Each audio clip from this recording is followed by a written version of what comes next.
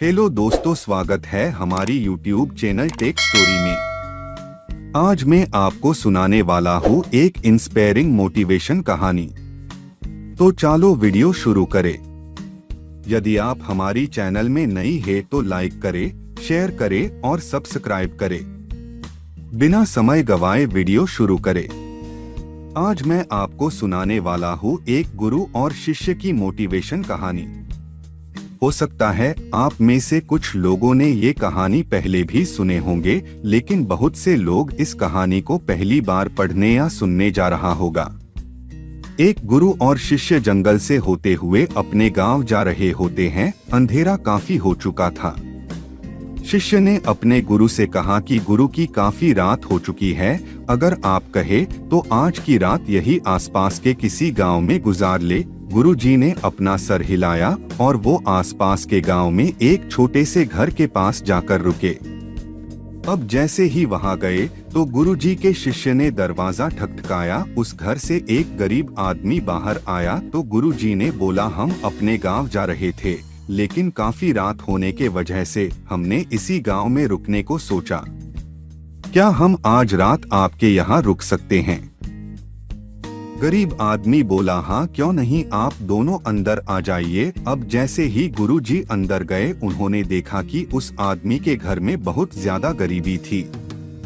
गुरुजी ने उससे पूछा कि आप काम क्या करते हो? वह गरीब आदमी बोला कि मेरे पास बहुत सारी जमीन है। तो गुरुजी ने बोला, अगर तुम्हारे पास बहुत सारी जमीन है तो इस तरह से क्यों रह रहे हो? वह आदमी बोला, यह किसी काम की नहीं है। गांव वाले बोलते हैं कि ये बंजर जमीन है, यहाँ पर कुछ भी नहीं उगाई जा सकती है और वहाँ फसल उगाना बहुत बड़ी बेवकूफी है।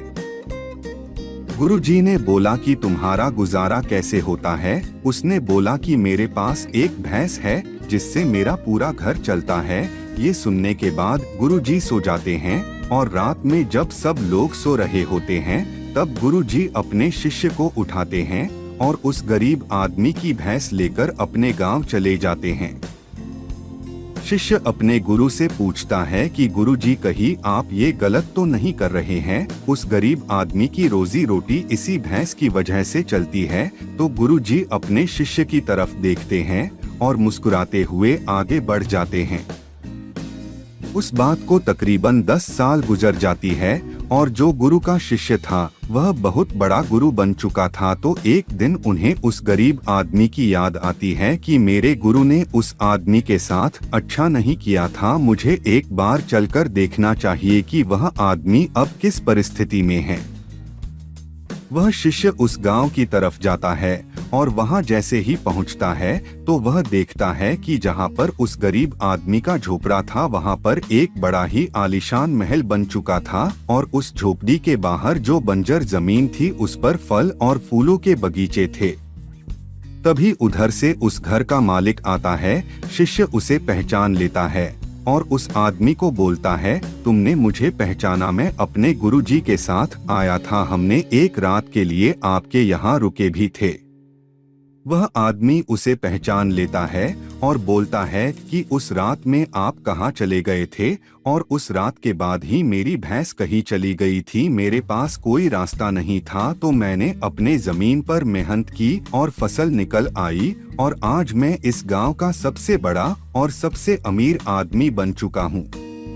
ये सुनने के बाद शिष्य के आंखों में अपने गुरुजी के लिए आंसू आ गए और उसे ये बात अब समझ आई और वो रोने लगा। मोरल ऑफ स्टोरी: इस कहानी से हमें ये सीख मिलती है कि हमारे अंदर ऐसी बहुत सी टैलेंट छुपी हुई है, लेकिन हमें कोई ना कोई चीज रुका कर रखी है। वो आपके फैमिली वाले भी हो सकते हैं, आपको जॉब भी हो सकती है, कुछ और भी हो सकता है। देखिए, आपके पास भी तो भैंस की जैसी कोई दूसरी चीज तो नहीं है जिसने आपको आगे बढ़ने से रोक कर रखा है। अगर आपको ये कहानियाँ पसंद आई तो हमें कमेंट करके जरूर बताएं और शेयर कर सकते हैं। दोस्तों, आपको ऐसी मोटिवेशन कहनी और सुनने के लिए हमारी चैनल सब्सक्राइब करें। Thank you for watching.